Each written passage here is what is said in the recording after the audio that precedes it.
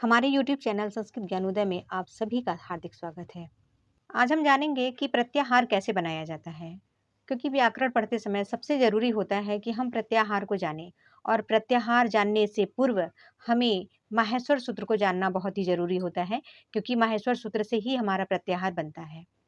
तो आइए सबसे पहले हम जानते हैं माहेश्वर सूत्र क्या है और माहेश्वर सूत्र का हमारे प्रत्याहार में क्या उपयोग है।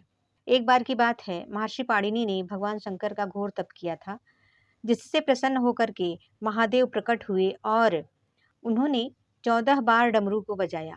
उन 14 बार डमरू बजाने से जो ध्वनि निकली, उन ध्वनि से महर्षि पाणिनि ने 14 माहेश्वर सूत्रों की रचना की।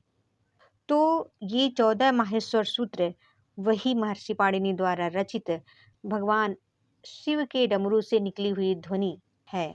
और इन्हीं माहेश्वर सूत्र से महर्षि पाणिनि ने पूरे अष्टाध्यायी व्याकरण की रचना किए हैं।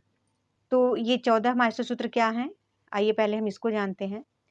ये 14 माहेश्वर सूत्र हैं: ऐ उड रील ऋक ए ओं ऐ औच हयवरट लड़ इय मंगणनम झबइय घढ़धस जब गडदश खफ छठत चट तव कपय शशसर हल। यह वही माहेश्वर सूत्र हैं और इसमें ध्यान दीजिएगा, ये जो प्रत्येक सूत्र के अंतिम में जो वर्ड है, जैसे ड़, क, ङ, च, ट, ड़, म, इय, श, श, व, य, र, ल। ये जो 14 माहेश्वर सूत्र हैं, इन 14 माहेश्वर सूत्रों का जो अंतिम वर्ड है, यह हलंत है। हलंत माने जिसमें स्वर ना हो, स्वर विहीन वर्ण को हलंत कहते हैं।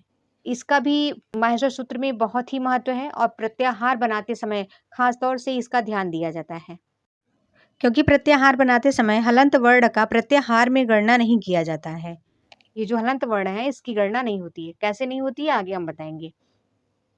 तो वीडियो में लास्ट तक बने रहिएगा। यदि प्रत्याहार जानना है, अच्छी तरह से जानना है और व्याकरण में आपको पारंगत होना है, तो सबसे पहले माहेश्वर सूत्र को याद करना पड़ेगा।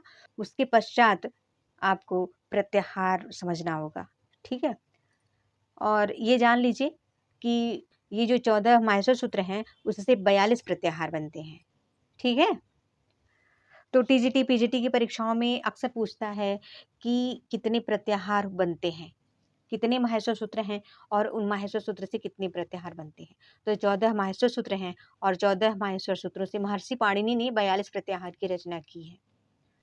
अब तो ये आप जान गए कि 14 माहेश्वर सूत्र हैं और प्रत्येक माहेश्वर सूत्र का अंतिम जो वर्ड है वह हलंत वर्ड होता है। उसके बाद ये भी जान लीजिए कि ये जो पहला, दूसरा, तीसरा और चौथा, ये जो 4 सूत्र हैं, ये स्वर कहलाते हैं। क्या कहलाते हैं? स्वर कहलाते हैं। ठीक, और बाकी के जो 5वें सूत्र से लेकर के 14वें सूत्र तक ये व्यंजन कहलाते हैं। ठीक, ये व्यंजन कहलाते हैं और इसको हल के नाम से जाना जाता है। हल के नाम से क्यों जाना जाता है, जब आगे प्रत्याहार आप पढ़ेंगे तो उसमें मैं बताऊंगी कि इसको हल के नाम से क्यों जाना जाता है। तो अब हम एक चीज़ और जानेंगे इसमें, जो सबसे महत्वपूर्ण है प्रत्याहार बनाते समय। उसको मैं प्रत्याहार बनाते समय अंतिम में बताऊंगी कि क्या ये मेन इंपॉर्टेंट चीज़ इसमें है कि कैसे आप समझेंगे कि किस किस प्रत्याहार में किस किस वर्ग का कौन कौन सा वर्ड आता है। ठीक है, तो वीडियो में लास्ट तक बने रहिएगा और इस चीज़ को मिस मत करिएगा। ये बहुत ही इम्पोर्टेंट है। अगर इस चीज़ को आप समझ लिए तो आगे प्रत्याहार बनाने में आपको कोई कठिनाई नहीं होगी। चाहे जैसा भी प्रत्याहार, चाहे जब भी किसी भी एग्जाम में आएगा, आप अच्छे से कर लेंगे और आपकी त्रुटियां नहीं होगी, आपसे गलतियां नहीं होगी। तो आइए चलते हैं प्रत्याहार बनाने की तरफ और जानते हैं। एक प्रत्याहार विधायक सूत्र होता है जिसको कि आदिरंतेन संहिता के नाम से जाना जाता है। वह सूत्र है आदिरंतेन संहिता। ठीक, ये आदिरंतेन संहिता क्या है? आदिरंतेन संहिता क्या करता है? ये प्रत्याहार विधायक सूत्र है। ये आदिरंतेन संहिता जो सूत्र है, ये प्रत्याहार विधायक सूत्र है। यह सूत्र क्या कहता है? ये सूत्र कहता है कि अंत्य इत संज्ञक वर्ण से युक्त आदि वर्ण अपने और अपने बीच के वर्णों का बोधक होता है। देखिए, प्रत्याहार का मतलब होता है संक्षिप्त रूप, ठीक है? दो वर्णों का ही प्रत्याहार बनता है, जैसे अक, अच, इक, उक। प्रत्याहार में दो ही वर्ण होते हैं, एक आदि वर्ण और एक अंतिम वर्ण। आदि वर्ण का मतलब होता है जो पहला वर्ण होता है, और अंतिम वर्ण का मतलब होता है अंतिम वर्ण। और अंतिम वर्ण इत संज्ञक होता है, अर्थात वह हलंत वर्ण होता है, ठीक है? और हलंत वर्ण इत संज्ञक होता है। अब यदि आपको महर्षि सूत्र याद रहेगा, तब महर्षि सूत्र को जब भी याद करिएगा क्रम से याद करिएगा, बिना क्रम के याद मत करिएगा, क्योंकि क्रम में ही सब कुछ है। यदि आप क्रम अपना भंग करते हैं, क्रम आपका इधर उधर होता है, तो आपका प्रत्याहार पूरा गलत हो जाएगा। इसलिए आप जब भी याद करिएगा महर्षि सूत्र को बिल्कुल क्रम से याद करिएगा, और क्रम में त्रुटियां आपकी नहीं होनी चाहिए, और कहीं भी माहेश्वर सूत्र याद करते समय एक भी वर्ड आपके मिस नहीं होने चाहिए, एक भी वर्ड आपके छूटने नहीं चाहिए, ठीक है? जैसे मैं उदाहरण अभी आपको बता रही हूँ, अक प्रत्याहार। अक प्रत्याहार में आपको कौन कौन से वर्ड आएंगे, तो ये देखिए, अक प्रत्याहार है। अक प्रत्याहार में आएंगे अ, ई, उ, री, ठीक है? यदि आप महर्षि सूत्र को याद किए होंगे, तो सबसे पहला जो सूत्र है वह है आई उड़, और दूसरा है रेल रिक। तो जो अक प्रत्याहार वह आई उड़ के अ से लेकर के रेल रिक का जो क वर्ण है, हलंत वर्ण है, वहां उसके पहले का वर्ण जो भी रहेगा वह अक प्रत्याहार में आएगा। लेकिन इतना ध्यान देना है कि जो हलंत वर्ण बीच बीच में आते हैं, प्रत्येक सूत्र के अंत में जो हलंत वर्ण होता है, उसका प्रत्याहार में गिनती नहीं होता है, उसका प्रत्याहार में उपयोग नहीं होता है। इसीलिए जब हम अक कहते हैं, अक प्रत्याहार कहते हैं, तो अक प्रत्याहार में अयुड़ का अ ई उ रहेगा, ठीक? ड़ नहीं रहेगा। फिर दूसरे सूत्र का रील रिक है, यानी रील रिक के क से पूर्व जितने वर्ड होंगे, रील रिक के जो क है रील रिक का, उसके पूर्व जितने भी वर्ड होंगे, आई उड़ के अ से लेकर के रील रिक के क के पूर्व जितने भी वर्ण होंगे, वे सभी अक प्रत्याहार में आएंगे, क्योंकि ये सूत्र ही कहता है आदि अंतेन सहेता। आदि अंतेन सहेता, आदि ही माने पहला वर्ण, और अंतेन माने जो अंतिम वर्ण है, उसके पूर्व का जितना भी वर्ण रहेगा, वह सभी उस प्रत्याहार के अंतर्गत आता है। जैसे हमने कह दिया इक प्रत्याहार, तो इक में ई से लेकर के आई उड़ के ई से लेकर के रील रिक के क के पूर्व जितने भी वर्ण हैं, सभी इक प्रत्याहार के अंतर्गत आएंगे। तो इक प्रत्याहार में कौन कौन सा वर्ड आएगा? ई, उ, री। और हमने बार बार बताया है कि जो बीच में प्रत्येक माहेश्वर सूत्र का जो अंतिम वर्ण है, हालंत वर्ण, वह प्रत्याहार में उसकी गणना नहीं होगी, उसको नहीं लिया जाएगा। तो जैसे अयुड़ का जो ड़ है वह इक प्रत्याहार के अंतर्गत नहीं आएगा। उसी तरह अक प्रत्याहार में भी ड़ का वर्णन नहीं हुआ था। इसी तरह अगर हम कहते हैं अच प्रत्याहार, तो अच प्रत्याहार में आई उड़ रील रिक ए ऊं ऐ औच। तो कहाँ मिलता है आपका अच प्रत्याहार? ऐ औच के च। तो ऐ औच का जो च है, और आई उड़ के अ से लेकर के ऐ औच के च तक के पूर्व का, च के पूर्व का, ठीक है? अंतिम वर्ण जो अलंत्य होता है आपका प्रत्याहार में, जैसे अच हमने कहा, ठीक है? तो अच का जो च है, उस च की गणना प्रत्याहार में नहीं होगी। बस ये बताया जा रहा है कि जो च है वह सीमा रेखा है, किसका? अच प्रत्याहार का। यानी अच प्रत्याहार में जो च के पूर्व के जितने भी वर्ण होंगे, वह अच प्रत्याहार में आएंगे, लेकिन च को छोड़ करके। और माहेश्वर सूत्र के आई उड़ रील रिक ए ओं में जो आई उड़ का जो ड़ है, रील रिक का जो क है, और ए ओं का जो ङ है, उसको छोड़ करके जो हलंत वर्ण है, उसको आप क्या करेंगे? अच प्रत्याहार में उसकी गणना नहीं होगी। तो अच प्रत्याहार में कौन कौन सा वर्ण आएगा? अ, ई, उ, री, ए, ऐ, ओ, औ। एक उदाहरण और देख लीजिए, जैसे एच, ठीक है? एच है, तो एच प्रत्याहार में कौन कौन सा वर्ण आएगा? तो एच है तो ए ओंग के ए से लेकर के ए औच के च के पूर्व जितने वर्ड होंगे सब एच प्रत्याहार में आएंगे। तो कौन कौन से वर्ड आएंगे एच में? ए ओ ए औ। अब देखिए ए ओंग है तो अंग हलंत है। हमने पहले ही बताया है कि माहेश्वर सूत्र में जो अंतिम वर्ण हलंत वर्ण है वह प्रत्याहार में उसकी गणना नहीं होगी, इसलिए एच प्रत्याहार में जो अंग है ए ओंग का वह उसकी गणना नहीं होगी। तो उसको छोड़ करके ए ओ ए औ और जो एच है जो च है उसकी भी गणना नहीं होगी। अब ये नहीं है कि अंतिम में एच प्रत्याहार है तो एच में जो च है उसकी गणना होगी, नहीं होगी उसकी भी गणना, क्योंकि वो भी हलंत वर्ण है। हाँ, लेकिन ये बताया जा रहा है आप जो च लिखेंगे एच लिखेंगे, लेकिन जब आप एच प्रत्याहार में कौन कौन से वर्ण आएंगे तो उसमें आप च का वर्णन नहीं करेंगे। आप किसको बताएंगे? एच में ए ओ ए औ आदि वर्ण जो है जो हलंत नहीं है वह प्रत्याहार में आएगा, लेकिन जितने भी हलंत वर्ण हैं वह प्रत्याहार में नहीं आएंगे। प्रत्याहार बनाते समय उसकी गणना नहीं होती है हलंत वर्ण की। तो उसी तरह आइए एक उदाहरण और समझाते हैं। ईच प्रत्याहार देखिए, ईच प्रत्याहार में कौन कौन से वर्ण आएंगे? तो आई उड़ के ई से लेकर के ऐ औच के च तक के जितने वर्ण हैं वह सभी ईच प्रत्याहार में आएंगे। तो 9 स्वर हैं उसमें अ को छोड़ करके बाकी 8 स्वर आएंगे। कौन कौन से? अ को छोड़ देंगे तो ई उ री री ए ओ ए औ। उसमें आई उड़ रील रिक ए ऊं ए औच। ठीक है, क्रम से होना चाहिए, क्रम इधर उधर नहीं होना चाहिए, इतना ध्यान दीजिएगा माहेश्वर सूत्र याद करते समय। यदि आप माहेश्वर सूत्र क्रम से याद करेंगे तभी आपके प्रत्याहार सही होंगे, वरना आपके प्रत्याहार पूरे के पूरे गलत हो जाएंगे।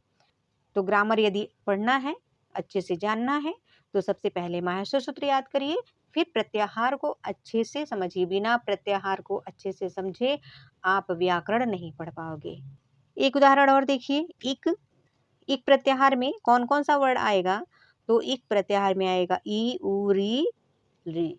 ठीक है, अब देखिए उसी तरह उक प्रत्याहार में कौन कौन सा वर्ड आएगा? उ री री।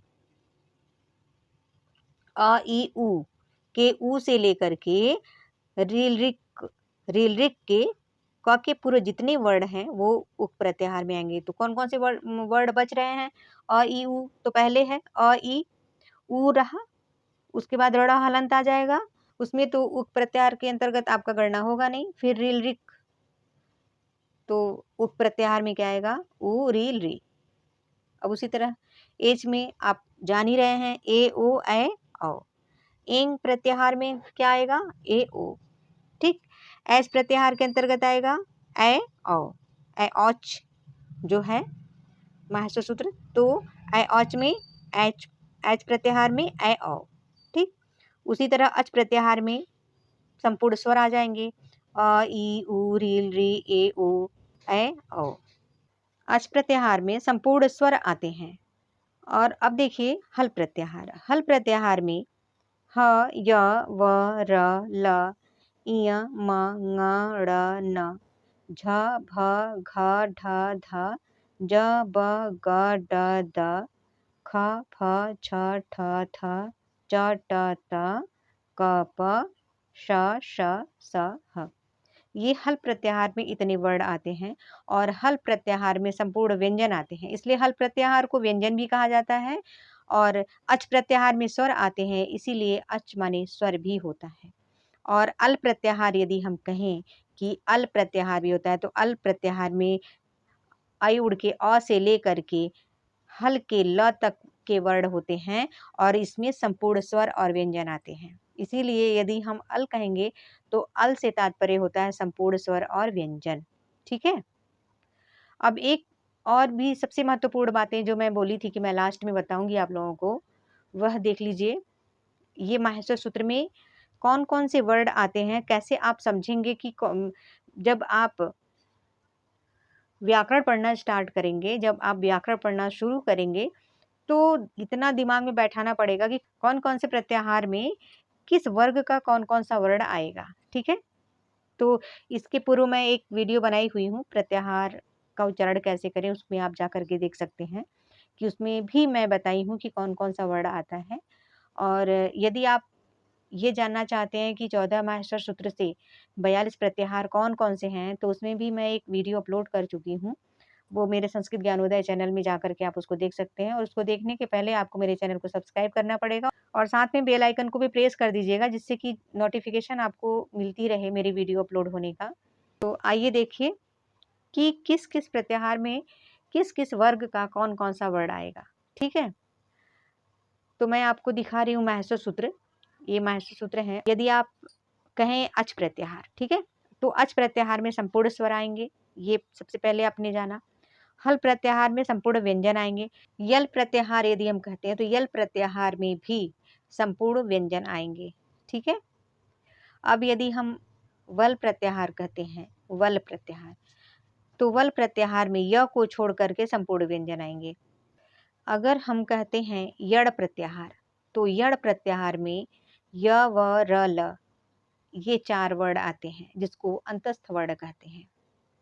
उसी तरह शल प्रत्याहार होता है। शल प्रत्याहार में तीनों स और ह आता है, ठीक है? तालव्य श, मूर्धा श और दंत स और ह, ये 4 वर्ड आते हैं और इन 4 वर्डों को, तीनों श और ह को ऊष्म वर्ण कहा जाता है और क से म तक के वर्ड स्पर्श वर्ण कहलाते हैं। अब आगे देखिए, जो इयं मंगड़नम है, इयं मंगड़नम जो 7वां माहेश्वर सूत्र है, ये प्रत्येक वर्ग का पंचम वर्ण है। और अगर झष प्रत्याहार कहते हैं, तो झष प्रत्याहार में झ, भ, घ, ढ, ध, ये जो झष में षटकोण स होता है, जिसको कि मूर्धा श कहा जाता है, तो इस झष प्रत्याहार में प्रत्येक वर्ग का चतुर्थ वर्ण होता है, ठीक है? प्रत्येक वर्ग का चतुर्थ वर्ण होता है। क वर्ग, च वर्ग, ट वर्ग, त वर्ग, प वर्ग, इन पांचों वर्ग का चतुर्थ वर्ण होता है। झ, भ, घ, ढ, ध, ठीक? अब आगे बढ़ते हैं। अगर जश प्रत्याहार आप कहिए, जश प्रत्याहार, जश प्रत्याहार में प्रत्येक वर्ग का तृतीय वर्ण आता है, ठीक है? अब आगे बढ़ते हैं। अगला जो सूत्र है, खफ छठत चटतौ कपय। इन सूत्रों में प्रत्येक वर्ग का द्वितीय और प्रथम वर्ण आता है, ठीक? प्रत्याहार से संबंधित ये सबसे महत्वपूर्ण जानकारी थी आप सभी के लिए। तो यदि आप मेरे चैनल पर नए हैं, पहली बार देख रहे हैं मेरे चैनल को, तो आगे मेरे सभी वीडियो को देखने के लिए मेरे चैनल को सब्सक्राइब करें और साथ में बेल आइकन को भी प्रेस कर दीजिएगा, जिससे कि मेरी जो भी वीडियो अपलोड हो उसकी सूचना आप सभी को मिल सके। और वीडियो यदि आप लोगों के लिए ज्ञानवर्धक लगे और आपको ज़रूर समझ में आए कि किसी और को भी इसकी आवश्यकता है, तो उसको शेयर भी कर सकते हैं अपने दोस्तों में। और हाँ, अंत में मैं एक बार ज़रूर कहना चाहूँगी कि यदि आप ये जानना चाहते हैं कि माहेश्वर सूत्र महर्षि पाणिनि के जो 42 प्रत्याहार हैं, जो 14 माहेश्वर सूत्र से 42 प्रत्याहार बनते हैं, तो उन 14 सूत्रों से 42 प्रत्याहार कौन-कौन से हैं? उन सभी को यदि जानना है, देखना है, तो आप मेरे चैनल पर जाकर के, संस्कृत ज्ञानोदय चैनल में जाकर के आप उस प्रत्याहार को देख सकते हैं।